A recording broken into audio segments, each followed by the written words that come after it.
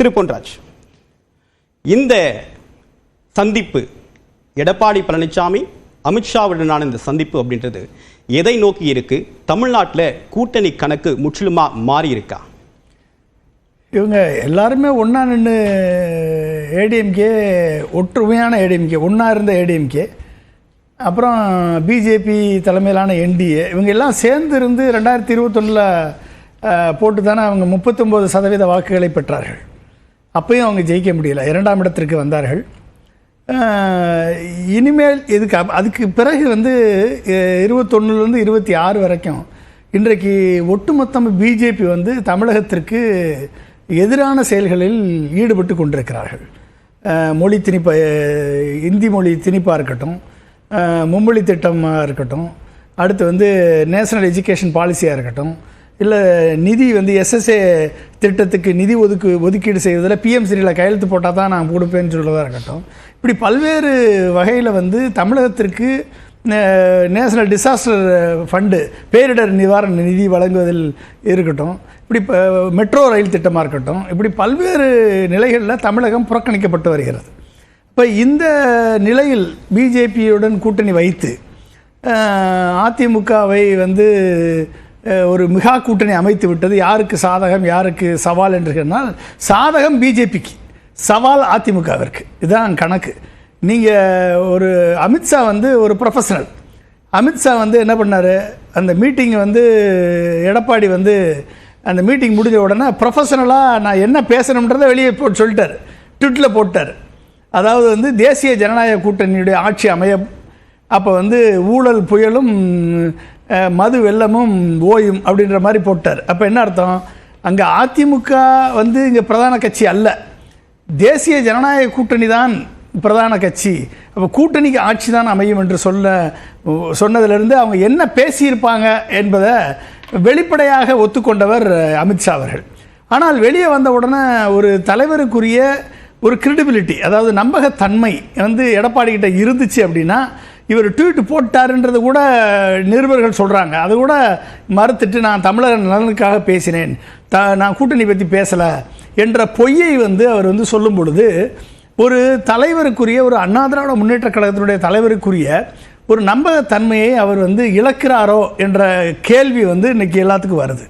அப்போ இந்த சந்திப்பில் இதை நாங்கள் விவாதித்தோம் அப்படின்னு அமித்ஷாவுடைய ட்வீட்லையும் மென்ஷன் பண்ணப்படலை. அவர் ஒரு இலக்கை நிர்ணயிக்கிறாரு, இந்த சந்திப்பு அதுக்கு ஃபியூச்சரில் ஒரு புள்ளியாக இருக்கலாம், ஆனால் இன்னைக்கு அதை பற்றி நாங்கள் விவாதிச்சோம் அப்படின்னு எந்த இடத்துலையும் அவர் சொல்லலை.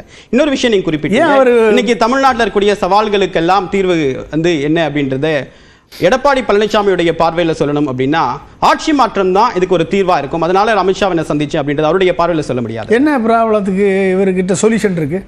தமிழ்நாட்டில் இருக்கிற ப்ராப்ளத்துக்கு இவர்கிட்ட என்ன சொல்யூஷன் வச்சுருக்காரு? ஊழல் இல்லாத ஆட்சி கொடுத்துருவார் அவர்? டாஸ்மாக ஒழிச்சிருவார் அவர்?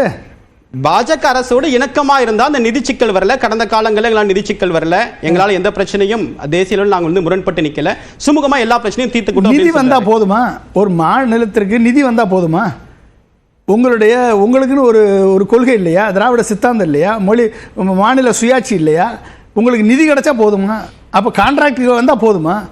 ரோடு கான்ட்ராக்டும் பாலம் கான்ட்ராக்டுக்கு பணம் வந்தால் போதுமா? வீடு கட்டுறதுக்கு பணம் வந்தால் போதுமா? அப்போ பணம் கொடுத்துட்டா சென்ட்ரல் கவர்மெண்டோட இணக்கமாக போனால் பணம் வந்தால் போதுமா? அவங்க இருக்கும்போது, அதிமுக ஆட்சியில் இருக்கும்போது மும்மொழி கொள்கை உள்ள வந்துடுச்சா? அவங்களும் அனுமதிக்கலையே. அன்னைக்கு மோட்டார் வாகன சட்டத்திற்கு ஆட்சேபனை தெரிவிச்சாங்க, அதையும் அவங்க அனுமதிக்கல. பல விஷயங்கள்ல நீட் காவிரி மேலாண்மை ஆணையம் அமைக்கப்பட்டப்ப அந்த விவகாரத்தில் அவங்க கடுமையான ஆட்சேபனை தெரிவிச்சாங்க, அதில் நிறைய குளறுபடிகள் இருக்குன்னாங்க, அதையும் ஏற்றுக்கொண்டாங்க. காவிரி மேலாண்மை ஆணையத்தை தான் நம்ம கேட்டோம், எதுக்கு அத்தாரிட்டி அமைச்சாங்க? எதுக்கு அத்தாரிட்டி அமைக்க விட்டார் இவர் எடப்பாடி? அத்தாரிட்டி, அப்போ அத்தாரிட்டி இன்னைக்கு பல்லிழந்து போயிருக்கே. அத்தாரிட்டினால இது வரைக்கும் நம்மளுக்கு கொடுத்த 177 டிஎம்சி தண்ணியை வாங்கி தர முடிஞ்சது அந்த அத்தாரிட்டினால. இன்னைக்கு திமுக அதில் மாற்ற முடியலையே, யாராலையும் மாற்ற முடியலைங்க. அவங்க நீங்கள் அல்டிமேட்டாக ஒரு நாட்டை, தமிழ்நாட்டை நீங்கள் வெளி மாநிலத்தவர்கள் இங்கே வேலை பார்க்கலாம்னு கையெழுத்து போட்டது இவங்க தானே? ஒரு சிஏஏ பில்லுக்கு அப்ரூவல் கொடுத்தது இவங்க தானே? இந்த மினரல் ஆக்டை பாஸ் பண்ணி 2 வட்டம் அப்டேட் பண்ணி மாடிஃபை பண்ணி ஒட்டுமொத்த மாநில அரசுடைய கண்ட்ரோலை எடுத்து ஒன்றிய அரசு எடுத்த போது கையெழுத்து போட்டு ஆதரவு கொடுத்தது இவங்க தானே? அடுத்து நீங்கள் இப்படி பல்வேறு திட்டங்களுக்கு, பல்வேறு கொள்கைகளுக்கு கூட இருந்து மக்கள் விரோத கொள்கைகளுக்கு கூட இருந்து அவர்களோடு இணக்கமாக போனீங்களா? அப்போ பணம் கொடுத்தா போதுமா? அப்போ உங்களுக்கு இல்லை, அதே அதிமுக ஆட்சியில் தானே நீட்டில் 7.5 ரிசர்வேஷன் கொண்டு வந்தாங்க. அதே அதிமுக ஆட்சியில் தானே நீட் தேர்வு வந்த பிறகும் மாநில மொழிகளில் கேள்வித்தாள் வரணும் அப்படின்றத தொடர்ச்சியான குரல் எழுப்பி மாநில மொழிகளில் கேள்வித்தாள் இந்த மாதிரி நிறைய விஷயங்கள் அதிமுக மாநில மொழியில் கேள்வித்தாள் வர்றது இது ஆட்டோமேட்டிக்காக நடக்க வேண்டியதுங்க. இதுக்கு என்ன போராட்டம் பண்ணி தான் நடக்கணுமா? வராமல் இருந்து தான் அவங்க ஆட்சியில் கொண்டு வந்தாங்க. 7.5% ரிசர்வேஷன் எதுக்கு கொண்டாந்தீங்க? ஏன் நீட்டை எதிர்த்து போடுறதுக்கு எத்தனை வழியே இல்லையா உங்களுக்கு? நீட்டை எதிர்த்து போராடுறதுக்கு வழியே கிடையாதா? உச்சநீதிமன்றம் தீர்ப்பு கொடுத்துருச்சு. உச்சநீதிமன்றம் என்ன தீர்ப்பு கொடுத்தது? கன்கரண்ட் லிஸ்ட்ல கன்கர் பண்ணி உங்கள்ட்ட கேட்டா சட்டத்தை ஏற்றுனாங்க. ஏன் நீங்க உச்சநீதிமன்றத்தில் வாதாடலை, ஒழுங்கா வாதாடலை? அந்த பில்லை தூக்கி பிரசிடென்ட் குப்பையில போட்டாரு. அதை போட்டது கூட உங்களுக்கு தெரியலையா? சுப்ரீம் கோர்ட் தீர்ப்பு கொடுத்த பிறகு வேற என்ன ஆப்ஷன் இருக்கு? ஆப்ஷன் இருக்கு அப்படின்னா இந்த சட்டமே தவறு என்று நீங்க வாதாடுவதற்கான களத்தை அமைக்க தவறிவிட்டீர்கள். அப்ப நீங்க ஒரு இல்ல ஆப்ஷன் இருக்குன்னு சொல்றீங்கல்ல, அப்ப இந்த 4 வருஷத்துல திமுக அரசு செஞ்சிருக்கணுமே. ஏன் செய்யல? இவங்களும் தான் செய்யல. ஏன் ஏகே ராஜன் கமிட்டி கொடுத்த அறிக்கையை செயல்படுத்தி சேலஞ்ச் பண்ணியிருக்கலாம். நான் எத்தனையோ இடத்துல பேசியிருக்கேன். நான் சேலஞ்ச் பண்ணலாம். நீ நேஷனல் மெடிக்கல் கமிஷன் எனக்கு தேவையில்லை, நான் ஃபாரின் யூனிவர்சிட்டியோட டைப் பண்ணி நான் நடத்துறேன்ட்டு போயிருக்கலாம். இல்லை நான் உனக்கு நீட்டுக்கு பதிலாக நான் சீட்டுன்னு சொல்லி நான் தேர்வு நடத்துறேன்னு சொல்லி போயிருக்கலாம். எத்தனை ஆப்ஷன்ஸ் இருக்கு. ஆனால் இதையும் தாண்டி எத்தனையோ பிரச்சனைகளை மேனேஜ் பண்ண வேண்டிய சூழல் இருக்குல்ல. அப்போ நீங்கள் நிதி கொடுத்தால் மட்டும் போதும் என்று நினைக்கக்கூடிய மனநிலையில் எடப்பாடி இருக்கார். ஆனால் நிதி மட்டும் போதாது. மாநில உரிமைகளை காப்பதற்கு, மாநில சுயாட்சியை வென்றெடுப்பதற்கு, மொழிக் கொள்கைகளை வென்றெடுப்பதற்கு இதெல்லாம் ஸ்ட்ராங்காக நிற்க வேண்டிய சூழல் இருக்குது. நாளைக்கு நீங்கள் கொள்கை வேற கூட்டணி வேறன்னு இவர் சொல்கிறாரு. கொள்கை வேற கூட்டணி வேறனா மக்கள் கூட்டணி வேற ஓட்டு வேறன்னு மாற்றி போட்டால் என்ன பண்ணுவீங்க? அப்போ கூட்டணி அமைக்கிறது நீங்கள் வெற்றி பெறுவது தான். வெற்றி பெறுவது எதற்காக? ஆட்சி அமைப்பதற்கு தான். ஆட்சி அமைப்பது எதற்காக? பிஜேபி சொல்கிறத கேட்டு இங்கே செயல்படுத்துவதற்கு தான். அதை செயல்படுத்துறதுக்கு டேரெக்டாக பிஜேபிகிட்ட ஆட்சியை கொடுத்துடலாம். உங்கள் ஏடிஎம்கே இதுக்கு ஓட்டு போடணும்.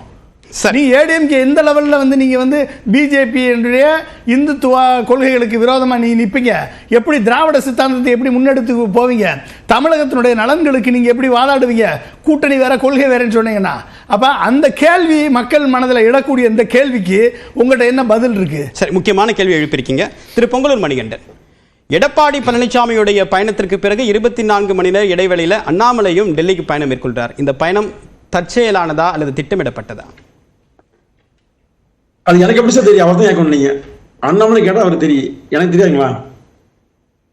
எனக்கு எப்படி சார் தெரியாது? இல்ல, ஒரு அரசியல் விமர்சகரா உங்கள்ட்ட கேக்குறேன், என்னவாக இருக்கலாம் அப்படின்னு கேக்குறேன். இல்ல அது தெரியாது சார், எனக்கு தெரியாது. அது அவர் ஏன் போனா எனக்கு தெரியாது. அவர் டெல்லி போலாம், திரும்பி வரலாம், அது அவருக்கு விருப்பம். அது நமக்கு எப்படி தெரியுங்க? அதிமுக பத்தி கேள்வி சொல்றேன், அவ்வளவுதான். சரி, எடப்பாடி பழனிசாமியுடைய பயணம் பற்றி உங்ககிட்ட விளக்கம் இருக்கா? அதான் அவரே தெளிவா சொன்னார்ல, பிரஸ் மீட்ல என்ன சொன்னாருங்க? அவரே சொன்ன பிறகு நீங்க சொன்ன தவறு எப்படி சொல்றீங்க? நான் என்ன சொல்றது? நான் சொன்ன தவறு சொல்லதான் போறீங்க. யார் சொன்னது தவறு? பொன்ராஜ் யார் சொன்னது தவறு? நான் சொன்னேன். நான் யார் சொன்னதையும் தவறுன்னு சொல்லல. பொன்ராஜ் ஒரு கருத்து வைக்கிறாரு, நீங்க ஒரு கருத்து பதில் கருத்து வைங்க சார். உங்களேன்னு சொன்னா உங்களே இல்ல சொல்றேன்னு சொல்றேன் நான். அதாவதுங்க, பொன்ராஜ் நீங்க பதில் கருத்து சொல்லுங்க சார்.